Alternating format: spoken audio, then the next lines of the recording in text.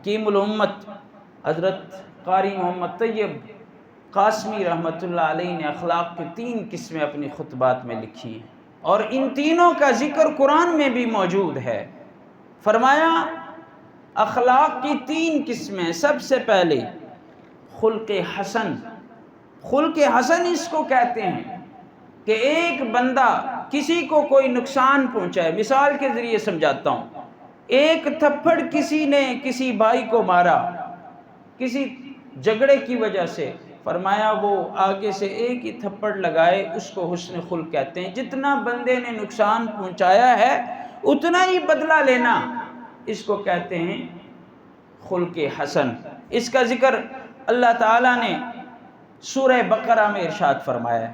چنانچہ اللہ تعالیٰ ارشاد فرماتا ہے فَمَنِ اعْتَدَىٰ عَلَيْكُمْ فَاعْتَدُوا عَلَيْهِ بِمِثْلِ مَا اعْتَدَىٰ عَلَيْكُمْ۔ کسی نے آپ پہ ظلم کر لیا تو اتنا ہی بدلہ لینا ہے، اس سے زیادہ تجاوز نہیں کرنی، اس کو حسن خلق کہتے ہیں۔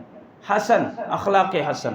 فرمایا دوسری قسم کے اخلاق وہ خلق کریم ہے، کریمانہ اخلاق۔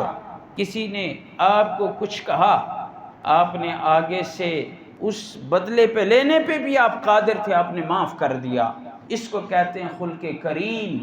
اور اسی کا تذکرہ بھی اللہ تعالیٰ نے سورہ شورى آیت نمبر 40 میں ارشاد فرمایا فمن عفا، جس نے معاف کر دیا، واصلح، صلح کر لیا، فاجرہ علی اللہ، تو اس کا ثواب، اس کا اجر اللہ پر ہے۔ یہ اللہ نے بطور احسان کے اپنے ذمے یہ اجر لے لیا۔ تو یہ اخلاق کریمانہ ہے۔ اور تیسری قسم کے اخلاق وہ خلق عظیم ہے، اور وہ خلق عظیم کیا ہے؟ خلق عظیم یہ ہے کسی نے آپ کو نقصان پہنچایا، آپ نے بدلہ بھی نہیں لیا، اور آگے سے آپ نے معاف بھی کر دیا، اور آگے سے اس پہ احسان بھی کر دیا۔ تیسری قسم خلق عظیم ہے، اور اس کا تذکرہ بھی اللہ تعالیٰ نے سورہ آل عمران آیت نمبر 134 میں ارشاد فرمایا والکاظمین الغیظ، غصہ بھی پی لیا، والعافین عن الناس، معاف بھی کر دیا، واللہ یحب المحسنین، اور احسان بھی کر دیا، اللہ تعالیٰ اس شخص کو پسند کرتا ہے۔ تفسیر عثمانی کی روایت کے مطابق 3 کام ہے: غصہ پی جانا، کوئی بدلہ نہیں لیا، معاف بھی کر دیا، اور تیسرے نمبر پہ احسان بھی کر دیا اس پر۔ یہ 3 صفتیں ہمارے اور آپ کے پیارے آقا امام الانبیاء تاجدار مدینہ حضرت محمد الرسول اللہ صلی اللہ علیہ وسلم میں موجود تھی۔ چنانچہ ان کے حوالے سے رب کائنات نے قرآن میں آیت کریمہ نازل فرمایا وَإِنَّكَ لَعَلَىٰ خُلُقٍ عَظِيمٍ، اے محبوب آپ تو عظیم اخلاق پر فائز ہیں، ہم نے آپ کو خلق عظیم سے نوازا ہے۔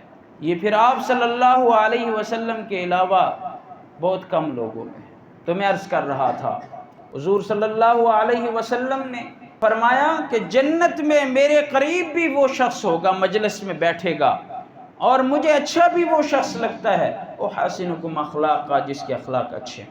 اب آئیے گا، حضرت ابو درداء رضی اللہ تعالیٰ عنہ راوی حدیث ہیں، فرماتے ہیں حضور صلی اللہ علیہ وسلم نے ارشاد فرمایا کہ کل قیامت والے دن سب سے وزنی چیز تولنے کے اعتبار سے جو ہوگی وہ حسن خلق ہوگا، جس کے اخلاق اچھے ہوں گے، جس نے بات اچھی کی ہوگی۔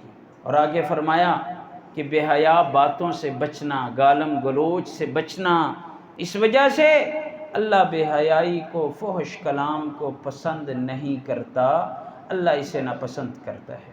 ایک صحابی نے سوال کیا، یا رسول اللہ جنت جانا چاہتا ہوں، لیکن جنت کے داخلے کے لیے کون سی چیزیں ضروری ہیں؟ حضور نے بڑے مختصر الفاظ میں ارشاد فرمایا، جواب دیا، فرمایا تقوی اللہ و حسن الخلق، اللہ سے ڈر اپنے دل میں پیدا کر اور اچھے اخلاق بنا۔